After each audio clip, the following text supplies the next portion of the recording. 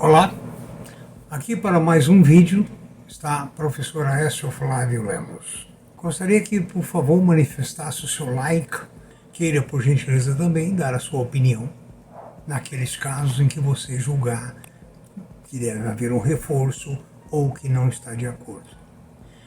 Desde os primeiros vídeos eu falei com vocês sobre os problemas da terceira idade, os problemas da aposentadoria.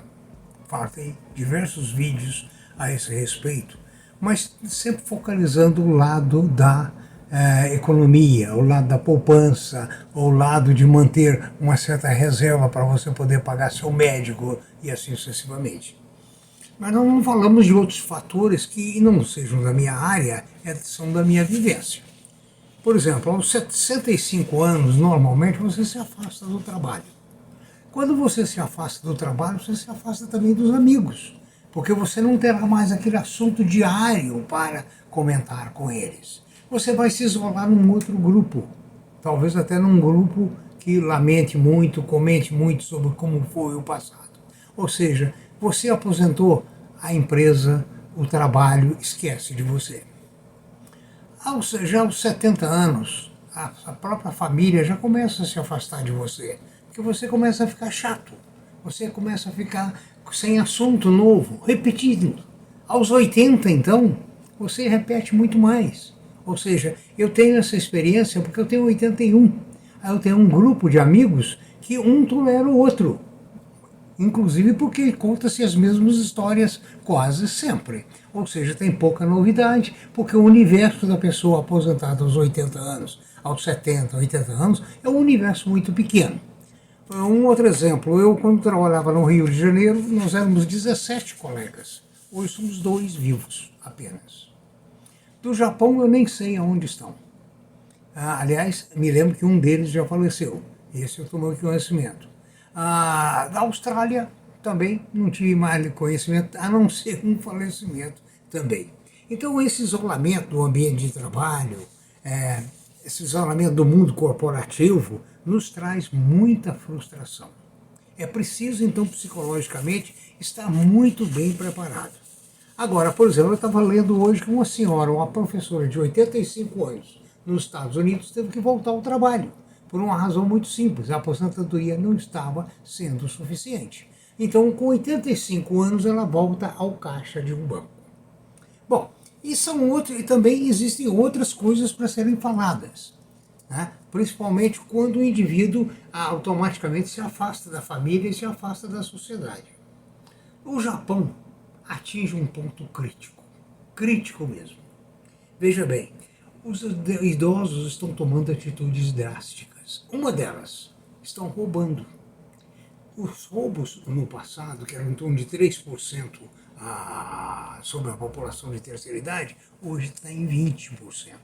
Roubando pequenas coisas, maçã, uma pera, um chocolate, coisas assim. Aliás, na Austrália, eu presenciei muito lá na mercearia do Hafiz Mahmoud, esses pequenos roubos. Eu falava com ele e falava, não, isso a gente tem que tolerar, porque faz parte do esquema.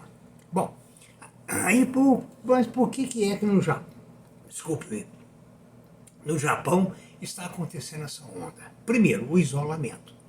A gente ficou idoso, ficou doente, perde a companhia, ou às vezes perde a esposa ou o marido, enfim, a solidão. E o que o japonês está fazendo com esses roubos? Ele está procurando com que ele seja preso, porque a vida na prisão tem a comida, tem roupa lavada, tem assistência médica, tem tudo o que ele não acha fora, né? Principalmente com salários cada vez menores no mundo todo. Imagine você que no Brasil tem planos de saúde que rejeitam a pessoa com uma certa idade. Já houve briga na justiça, planos expulsando aquelas pessoas com mais de 70 anos e coisas dessa natureza. Então veja bem, a prisão como uma solução temporária. Ou seja, se não pudesse ser permanente. No Brasil também a prisão tem servido, não como um recurso familiar pelo isolamento, mas pela pensão que o indivíduo recebe quando ele está prisioneiro. Dizem que são R$ 1.800 por aí por mês, bem acima do salário mínimo. Então a família vai desejar que ele fique lá por muito tempo para a família ter conforto.